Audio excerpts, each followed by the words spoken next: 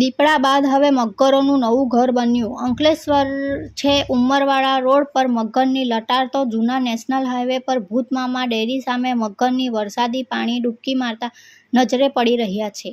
અંકલેશ્વર જ્યાં દીપડાનો નવો પગ પેસારો અંતરિયાળ ગ્રામ્ય વિસ્તારમાં જોવા મળી રહ્યો છે, ત્યાં હવે મગરો પણ આંતરિક ખાડીઓ અને તળાવમાં મગરો અડીગો જમાવ્યો છે.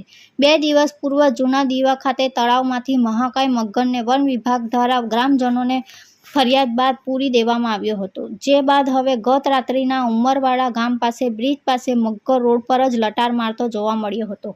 મહાકાય મગર આરામથી રોડ બાજુમાં વાહનથી હેડલાઇટ પડતી હોવા છતાં પસાર થઈ રોડ સાઈડમાં ઉતરી ખેતરમાં જતો રહ્યો હતો, જેનો વાયરલ વિડીયો સામે આવ્યો હતો. જે ઘટનાના 12 કલાક બાદ હવે અંકલેશ્વર ભરૂચ રોડ પર ભૂતમામાની ડેરી પાસે જ્યાં છાસવારે મગર નજરે પડે છે, તે સ્થળે વરસાદી પાણીના ખાડીમાં મગર ડૂબકી લગાવતા નજરે પડ્યો હતો.